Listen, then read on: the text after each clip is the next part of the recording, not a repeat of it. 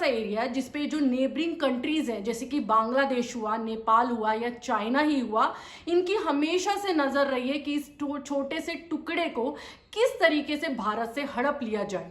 क्यों ये इतना इंपॉर्टेंट है एरिया? अगर हम जियो पॉलिटिक्स की बात करते हैं, इस एरिया का नाम है सिलीगुड़ी कॉरिडोर। आज इस वीडियो में हम समझेंगे कि ये सिलीगुड़ी कॉरिडोर आखिर है कहाँ पे, क्यों ये इतना ज्यादा इंपॉर्टेंट है और इसे यूनियन टेरिटरी क्यों बनाना चाहिए। देखिए, आज हम दो रीजंस की बात करेंगे, इंटरनल और एक्सटर्नल, जो कि इम्पैक्ट रखते हैं इस सिलीगुड़ी कॉरिडोर को एक यूनियन टेरिटरी का दर्जा देने के लिए। ये बात करते हैं 2003 की। 2003 में एक एग्रीमेंट हुआ था चाइना और इंडिया के बीच में, जहां पर चाइना ने एग्रीमेंट में ये कहा था कि वो रिकॉग्नाइज करेगा सिक्किम को as a part of India, और बदले में इंडिया को तिब्बत, जो कि चाइना ने इन्वेड कर लिया था, तिब्बत को as a part of China जो है वो डिक्लेयर करना पड़ेगा। 2014 में एक पॉलिसी आई थी, एक्ट ईस्ट पॉलिसी, और ये पॉलिसी का मकसद ये था कि जो हमारी नॉर्थ ईस्ट की स्टेट्स है, यानी जो इसे सेवन सिस्टर स्टेट कहा जाता है, उसकी डेवलपमेंट कैसे की जाए, उसे किस तरीके से कनेक्ट किया जाए हमारे मेनलैंड इंडिया से, उसकी सोशो कल्चर पॉलिटिकल डेवलपमेंट कैसे की जाए ताकि वो इकोनॉमिक में दूसरी स्टेट्स को टक्कर दे सके। क्योंकि हमें हमेशा ही नॉर्थ ईस्ट में जो है वो जॉब्स का अभाव रहा है, कुछ ही इंडस्ट्रीज हैं जिसपे सारी की सारी पॉपुलेशन जो है वो डिपेंड करती है। अब ऐसे हालातों में अगर जॉब्स नहीं है, अनएम्प्लॉयमेंट है, तो वहां पर इंसर्जेंसी की जो है वो कंडीशन बन जाती है। इन तो नॉर्थ ईस्ट के लिए एक अलग से डिपार्टमेंट बनाया गया है जिसे department of north east region कहा जाता है। मुझे लगता है बहुत से लोगों को डोनर के बारे में शायद पता नहीं होगा। स्टार्ट करते हैं एक्सटर्नल क्या रीजंस है जिससे कि सिलीगुड़ी कॉरिडोर को एक यूटी बनाने के लिए जो है इंपॉर्टेंट रखते हैं। सबसे पहला है चाइना। चाइना जो है वो हमेशा से अपनी डेवलपमेंट यानी इंफ्रास्ट्रक्चर डेवलपमेंट के लिए जाना जाता है। अब वो इंफ्रास्ट्रक्चर डेवलपमेंट किस एरिया में करता है? अगर आप अरुणाचल प्रदेश के ऊपर वाला एरिया यानी बॉर्डर से ऊपर वाला एरिया देखेंगे, या फिर आप भूटान से जो ऊपर वाला एरिया यानी तिब्बत का एरिया देखेंगे, वहां पर ये लगातार इंफ्रास्ट्रक्चर जो है वो डेवलप करता जा रहा है। और उसका रीजन भी यही है क्योंकि वो रिकॉग्नाइज नहीं करता इंडिया के मैप को, भूटान के मैप को, और उसको हमेशा से लगता है कि जो भी ये बाउंड्रीज है, जो भी ये बॉर्डर एरिया है, वो किस तरीके से लैंड को जो है वो हथिया ले, चाहे वो भूटान की हो, नेपाल की हो या फिर अरुणाचल प्रदेश की हो। आमतौर पर सवाल ये पूछा जाता है कि अगर ये इतना ज्यादा इंफ्रास्ट्रक्चर डेवलपमेंट करता है बॉर्डर एरियाज में, चाहे वो अरुणाचल का हो या भूटान का हो, तो वो ऐसे में कर कैसे सकता है? तो देखिए, हमेशा बार्ड वायर से ही जो है बॉर्डर एरिया स्पेसिफाइड नहीं किए जाते हैं। कुछ एरियाज जैसे कि जो हिल्स पर हो या रिवर हो, उस बॉर्डर में आप किस तरीके से जो है ये बोल सकते हैं कि ये मेरी लैंड है या फिर ये किसी नेबरिंग कंट्री की लैंड है।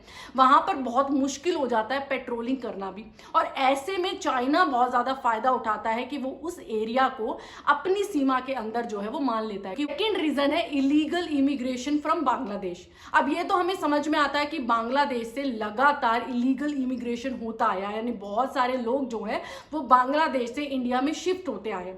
अब इससे लोकल पॉलिटिक्स जो है वो जन्म ले लेती है, क्योंकि जो लोकल कम्युनिटी के लोग हैं वो हमेशा से ये शिकायत करते आए हैं कि इनको जो है वो जॉब्स मिल जाती हैं, ये दूसरी कंट्री से बिलोंग करते हैं और उनको जो है वो जॉब्स नहीं मिल पाती है।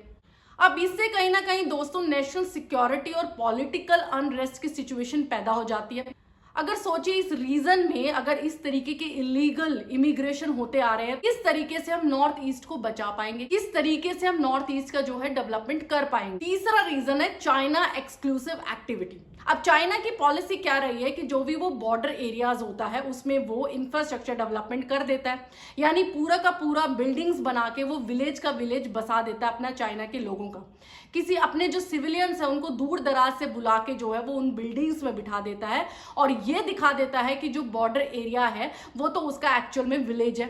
अब ऐसे में इंडिया जो है वो लगातार काउंटर अटैक तो करता है, लेकिन इंडियन फोर्सेस अगर इस तरीके से अटैक करती हैं तो वो यूनाइटेड नेशंस में जाके बोल देता है कि ये वाला एरिया तो मेरे विलेज का था, क्योंकि वहां पर लोग रह रहे। इंडिया वहां पर अटैक करता है तो उससे क्या है, लोगों को खतरा पैदा हो जाता है। रीजन ये है कि सिलीगुड़ी कॉरिडोर जो है वो एकमात्र ऐसा रास्ता है जो कि मेनलैंड इंडिया को हमारी नॉर्थ ईस्ट की स्टेट से जोड़ता है, और इसलिए शायद वो इंपॉर्टेंस भी रखता है। क्योंकि अगर हम ट्रेड की बात करें तो अगर नॉर्थ ईस्ट से कोई ट्रेड करना है, यानी कोई चीज जो है वो नॉर्थ ईस्ट से मेनलैंड इंडिया में पहुंचानी है या फिर मेनलैंड स्टेट से हमारे को नॉर्थ ईस्ट में पहुंचानी भूटानी, तो वो एक मात्र एरिया जो कि 60 किलोमीटर की लेंथ है और 21 किलोमीटर इसकी विड्थ है, वो कितनी ज्यादा इंपॉर्टेंस रखता है ट्रेड के मामले में भी। अब ऐसे में सिलीगुड़ी कॉरिडोर को बचाना बहुत जरूरी हो जाता है। मेरा भी ये पर्सनल ओपिनियन है कि इसको जल्द से जल्द जो है वो यूटी बना देना चाहिए। जियो पॉलिटिक्स है वो एक्चुअल में क्या रूल लगाती है। देखिए, कोई भी नेशन जो है वो दूसरे नेशन के साथ जो है वो खड़ा नहीं होता, यानी अगर कोई वॉर सिचुएशन हो जाती है तो दूसरा नेशन जो है वो हाथ पे हाथ रख के बैठा रहता है कि आप अपने आप संभालो। लेकिन अगर उसको लगता है कि उस नेशन में एक ऐसा एरिया है जहां पर उसको बेनिफिट है, यानी उस एरिया से उसको कोई हित आ रहा है, तो वह जरूर कूद पड़ता है। अब ऐसे ही सिलीगुड़ी कॉरिडोर को हमें स्ट्रेंथन करने की बहुत जरूरत है, ताकि बांग्लादेश हुआ, भूटान हुआ या नेपाल हुआ, उसको उससे ज्यादा जो है वो ट्रेड मिले या फिर वो ज्यादा स्ट्रेंथन हो, तो इन कंट्रीज को भी इंपैक्ट पड़े। और यही एक तरीका है चाइना से इसे डिफ्यूज कराने का भी। पांचवा रीजन है चुंबा वैली एक्सपोजर। अब चुंबा वैली अगर आप मैप में देखेंगे तो सिलीगुड़ी के एरिया से ऊपर का एरिया पड़ता है, लेकिन ये भूटान की टेरिटरी में आता है। तो अब जो चाइना है वो एक एग्रीमेंट लेकर आया है भूटान के पास कि अगर भूटान को थोड़ा सा लैंड चाहिए तिब्बत का, यानी अगर उसको अपर लैंड चाहिए, अपनी बाउंड्री को बढ़ाना चाहता है भूटान, तो वो बढ़ा सकता है, लेकिन उसे चाइना को चुंबा वैली देनी पड़ेगी। और चुंबा वैली से ताकि वो डेप्थ करके जो है सिलीगुड़ी कॉरिडोर में जाके बैठ जाए और फिर वो इंडिया पे दबदबा बनाए और इस तरीके से वो नॉर्थ ईस्ट स्टेट्स को जो है वो कब्जे में ले सके। लेकिन भूटान जो है वो समझता है कि इंडिया के साथ जो अलायंस बनाना ज्यादा जरूरी है, क्योंकि एन वक्त में इंडिया ही काम आएगा, चाइना नहीं। इसलिए उसने साफ मना कर दिया कि ये जो चुंबा वैली वाला कॉरिडोर है वो किसी भी कीमत पर चाइना को नहीं देगा। सिक्स्थ रीजन है insurgency north east. North east में हमेशा से जो है जॉब्स का अभाव रहा है, डेवलपमेंट का अभाव रहा है, अनएम्प्लॉयमेंट रही है, और इससे लोगों में जो है वो इंसर्जेंसी की भावना पैदा होती जा रही है। इसे भी कम करने का यही तरीका है कि हम जो सिलीगुड़ी कॉरिडोर है या उसके जो आसपास के एरियाज हैं, चाहे वो गोरखालैंड मूवमेंट से भी जुड़े हुए, इनको एक मिला के यूनियन टेरिटरी बना देना चाहिए, ताकि लोगों की कल्चरल हेरिटेज भी प्रिजर्व हो सके, उनके राइट्स भी प्रिजर्व हो सके और उनको अलग से डेवलपमेंट भी जो है वो दिखाई दे। दोस्तों, ये तो थे एक्सटर्नल रीजंस। अगर हम इंटरनल रीजंस की बात करते हैं तो एरिया है वो मेजरली टी पर, टिम्बर पर और टूरिज्म पर जो है वो ज्यादा डिपेंडेंट होता है। इस एरिया को अगर हम कंपेयर भी करेंगे दूसरे बंगाल के एरिया से तो ये बिल्कुल अलग है, यानी कल्चरल डिफरेंस है यहाँ पर, बहुत ज्यादा हेरिटेज का डिफरेंस है, यहाँ कोई समानता भी नहीं है। तो ये कह देना गलत नहीं है कि अगर सिलीगुड़ी कॉरिडोर को गोरखा मूवमेंट के साथ भी लगाकर जोड़ा जाए, यानी जो गोरखा के राइट्स हैं उन्हें भी प्रिजर्व करने की सोची जाए, तो जो गोरखा के भी डिस्ट्रिक्ट्स हैं जैसे कलिम्पोंग हुआ, दार्जिलिंग हुआ, डुअर्स हुआ और ये सिलीगुड़ी कॉरिडोर हुआ, इन्हें मिलकर एक अलग से यूनियन टेरिटरी बना देना चाहिए, ताकि इसको कंजर्वेशन भी मिल सके, इसको नेशनल सिक्योरिटी जो है उससे भी हम लोग देख सकें।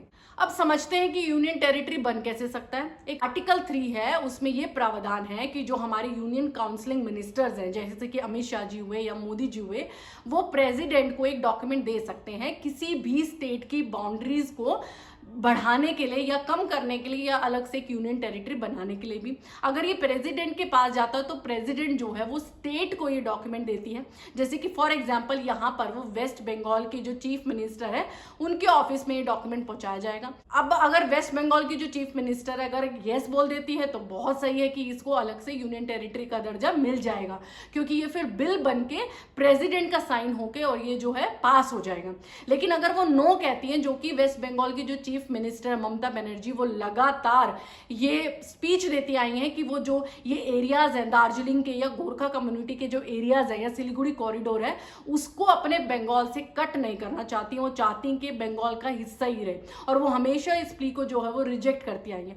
तो हो सकता है इस टाइम भी वो रिजेक्ट करे, क्योंकि हाल फिलहाल में उन्होंने मीटिंग्स भी जो है वो पोस्टपोन करी है, जिसमें मैंने एक वीडियो भी बनाई थी गोरखालैंड मूवमेंट के बारे में। अब ऐसे में अगर वो ना भी करती हैं तो मैं आपको बता दूं कि इसमें जो है वो हमारी सरकार जो है वो भी बाइंडिंग कंट्रोल नहीं रहता है राज्य सरकार का।